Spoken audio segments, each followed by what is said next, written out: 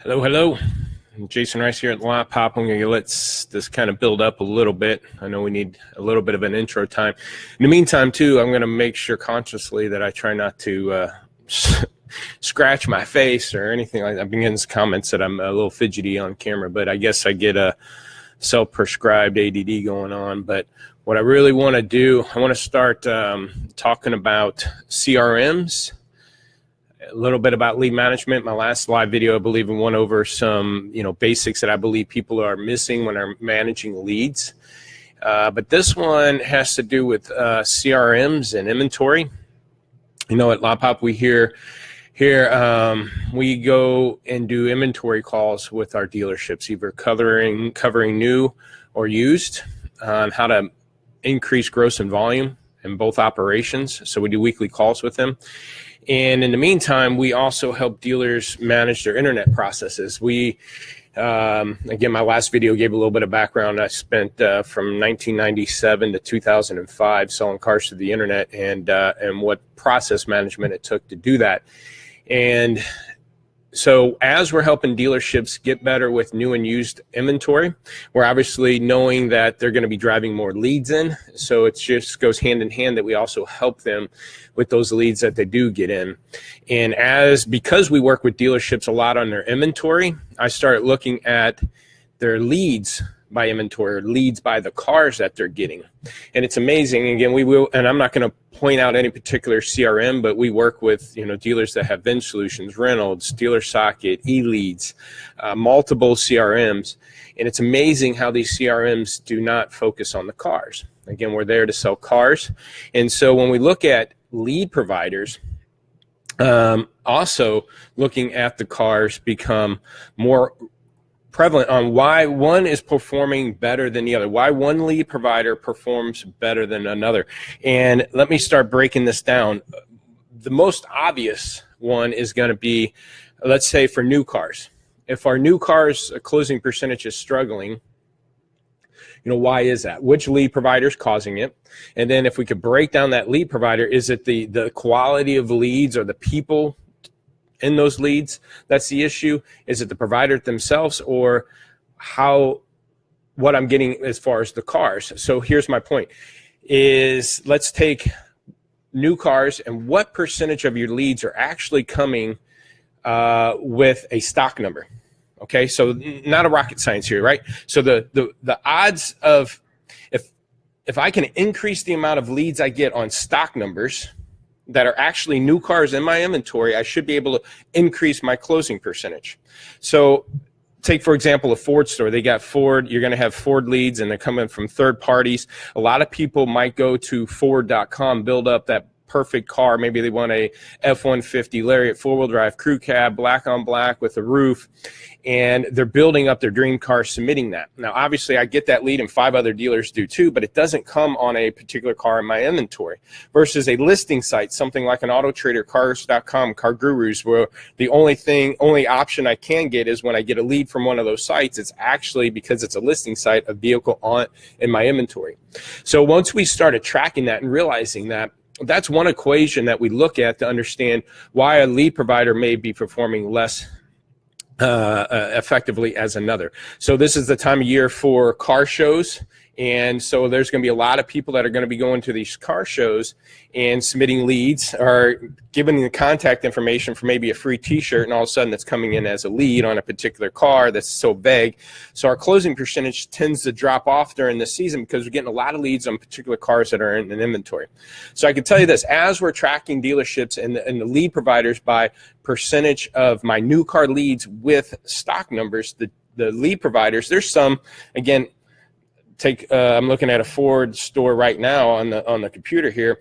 3.9% of those leads are coming with a stock number on them, and the closing percentage is really low. And so the dealership's closing percentage is real low on that lead provider, to whereas another lead provider had a higher quality of leads with stock numbers. Let's say there's a lead provider in here where 100% of my leads are coming in with a stock number, and we're closing 11% on those leads. But the cars lead provider were only 4% of leads come in with the stock number. We're only closing at a 4% rate. So that's just an obvious, but here's the thing. You got to track that. Is it going up or down? Is the amount of my leads with stock numbers going up, or is it going down? So we had a dealership where 1 month, it was matter of fact in December, 50% of his new car leads had stock numbers. In January, it dropped to 39%. Okay, so no wonder my new car lead closing or new car closing percentage dropped off. The percentage of new car leads with stock numbers dropped off, and I'm dealing with vague cars that I might not have in inventory. And then if that's the case, which lead provider caused that? And then if that's the case, what do we do? Now you want to dig a little bit deeper into it on new cars. You can look down. We look it down to the model. So imagine this. Let's think that F-150s for a Ford store, for example, might be the highest volume lead provider. And if that dropped off, if 30% of my leads are coming on F-150s, and all of a sudden that dropped down to 20% of my leads are on F-150s, I got an F-150 problem. How's my pricing? What's my inventory mix look like? You understand that? So maybe I've got, a black and silver is the most popular color, and I'm out of those now, and all I got is red and orange and blue. And so the percentage of leads dropped off because we're not right inventory, and then the percentage of leads on those cars with stock numbers dropped off even more. Now I'm wondering why my new car sales have dropped off. I'm blaming the providers and I'm blaming my people, when in reality it's my inventory in the mix. But take it a step further. What if, let's just say, we continue to have a good flux of our percentage of our leads are on F-150s, and that's staying, but the percentage with stock numbers is dropping off. 50% of my leads, 30%, whatever, of my leads are on F-150s. But I went from 50% of those leads with stock numbers down to 20% of my leads with stock numbers. That makes you just think, we don't deal with search engine marketing money or advertising money with our dealers, but if the percentage of my leads with stock numbers on F-150s is dropping off, maybe that's an opportunity for search engine marketing to push more money toward my F-150s. So when somebody does Google Ford F-150, I'm in Olathe, Kansas here, Olathe, my ad pops up, drops them to my inventory, and then if I can increase the amount of leads I'm getting off cars in my inventory, I'm going to increase that closing percentage. So again, you can't just create a lead provider and just look at the closing percentage. The other things you got to consider is, one of the things that we look at is lost sales. Again, I'm looking at a lead provider here at a dealership right on my screen. The dealership sold 8 leads off of that lead provider. Again, this is a lead provider with a very low percentage. 4% of these leads came in with a stock number. But with this dealership in their CRM, they actually document lost sales. Bought elsewhere, bought similar vehicle, different dealer, bought different dealer, bought different vehicle, different dealer. Needless to say, when we looked at lost sales, there was 13 lost sales documented, new lost sales. So I'll give you some of the math here. The new car good leads, again, kicking out duplicates or bad, was 247. That dealership only sold 8 of them. Again, only 4% came with stock numbers. Okay, so that's only a 4% closing percentage. But if we weighed in the lost sales, another 13 deals, that's 21 total deals from that lead provider. So the true lead provider closing percentage turned into 8.5%. So for example, I have some dealers here where we had some pretty big spreads between what we did as a closing percentage versus the provider. So for example, and I'm going to throw out some providers here as an example, Edmunds Price Promise. This dealership had 77 good leads, only closed 3 of them. And again, this lead provider had 97% of these leads came in with stock numbers. So we only sold 3 of them. So that dealership's closing percentage was about 4% when you just look at, or I'm sorry, 5.7 when you look at just good leads, 77 of them. But they also lost 10 deals, okay? So the dealership closed 3, they lost 10, okay? 77 good leads, sold 3, 5.7% closing, lost 10. That's 13 total deals on the 77. So if I just looked at my CRM, I would see a 5% closing percentage say cancel this lead provider. But when I look at lost sales and lost opportunities, on again, 97% of them came with stock numbers, cars in my inventory. I lost 10 deals. That's 13 total. That lead provider's true closing percentage was 17%. So that's an indication of a process problem, not a lead provider problem. Okay, so if I just looked at my closing percentage on that lead provider, cancel, boom, gone. But when I look at total lost sales, it's actually a really good provider. And if you really dig into it, another way to tell if it's a good lead provider or not, we got a hold of contact ratio wise, reply percentages. We got a hold of 75% of those leads, either by phone call or email. So again, if you could track this stuff, I'm looking at what percentage of these leads can I get a hold of? We got a hold of 75% of these leads from this provider that had 97% of them came with a stock number in my inventory.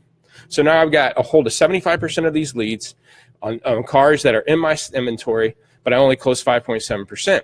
Lost 3 times as more. Sold 3 off this provider, but lost 10 deals.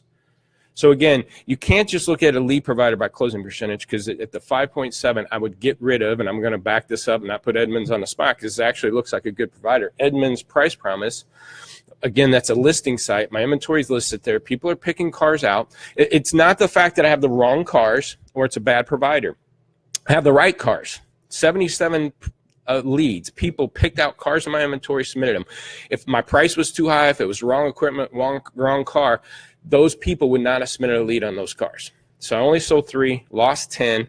The lead provider in the system, in the CRM, would be a 5.7. I'm going to cancel them after a while if it's not performing directionally. But if you dig deeper into looking at leads with stock numbers, contact ratios, and then look at a true lead provider closing percentage, lost opportunities like we do in parts, right? We look at lost sales in parts. So here's lost sales at 10. That true lead provider closing percentage was 17%.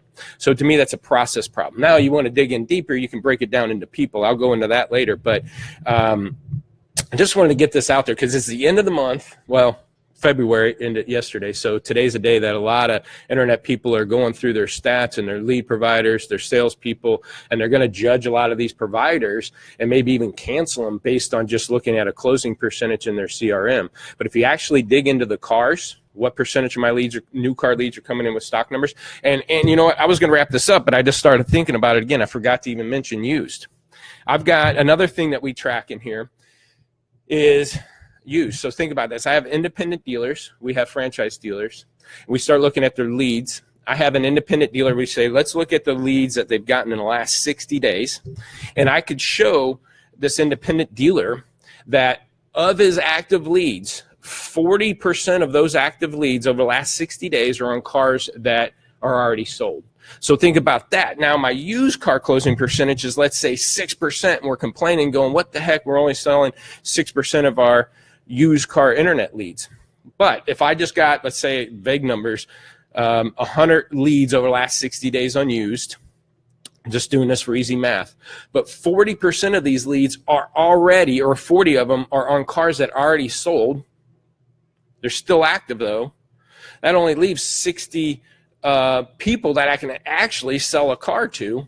So if I've sold 6 of those people, that's a 10% closing percentage. But the system, I'm going to see I did 100 used car leads, only sold 6 for a 6% closing percentage. Think again, what's a process problem or a people problem, when it's a fact we're turning that inventory so fast maybe that we're getting leads and selling the car. You might have that one car with 5 leads on it. 1 sells. Now you got 4 people left on a car that's no longer in stock. So what do you do with those leads? Don't kill those leads off. What you need to start doing is multiple processes. You know, obviously you should have a finance process. You should have a trade-in process, a new process, a used process. But a sold car process, let the customers know. Maybe the subject line says 2017 Focus no longer available. Now what? Question mark. And in that lead, in that email, let the customer know, hey, that particular vehicle is no longer available for sale. What would you like for me to do now? Are you just interested in that make and model? Are you looking for a similar vehicle in that price point? Oh, by the way, click here for similar vehicles we have in stock. And send them down a different funnel, but don't give up on them. But call them out. Let them know this car's gone. Now what? What else can I do for you? But if you just look at your closing percentage on used cars, and just said, man, we suck this month, must be my guy or must be my lead provider. Well, the fact is, it probably has to do with you get a lot of vehicles with that are already sold. So again, these CRMs really doesn't dig into, and I was really hesitant in putting this out right now because this is stuff we're digging so deep into into these CRMs that I noticed nobody's doing right now, and it really needs to be done. But we're peeling back these layers and we're seeing these opportunities out there. So again, as you're wrapping up this month and you're looking at closing out of February and judging your people and judging the providers based off the numbers, dig a little bit deeper. If you need any help on this, give us a call. We got, of these lead providers I named out there, or CRMs, I'm sorry, there's one that we could really dig so deep into, and down to the people. I'm going to do another video. This one's going too long. I'm going to do another video about the people and kind of the same breakdown. Don't just judge your internet or BDC person by their closing percentage, because we could dig a lot deeper, and you can already tell by this video how I'm scratching that surface. But give me a call, 314-568-2754. Email me, jrice@lotpop.com. Any free evaluations, inventory, CRM, go to, we give a free evaluation on Lotpop. Check us out on Facebook, YouTube, got the Lotpop channel. There's about 70 videos on there. I load these up too, so check that out. Give me a call or email if you need any help or like any other deeper dive in some of the content I just shared. Thanks.